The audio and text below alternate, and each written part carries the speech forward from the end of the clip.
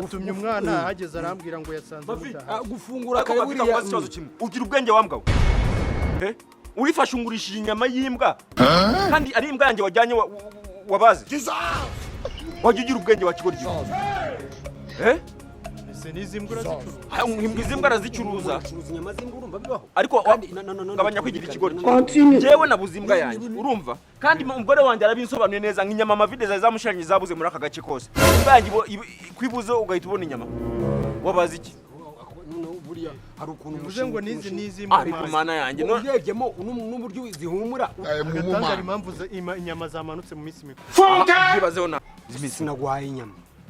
wazimaye cyangwa wangurishije ndagusubiza amafaranga ugurisha no kumbwa yanjye uwajyanye akazi k'imbwa yanjye wari ukazi sirondo ninjo nagomba ngurisha inyama ureke ngenza ndari rondi wawe ariko nuneza abayobozi ngo bajye kumfunga gusa niba mfunga bwo urunguka iki irabushire kiri bufunga yangira cyahari igira imbwa se none ubwo mbaza abantu batunze imbwa muri kariti uyu mugabo ni marambeshya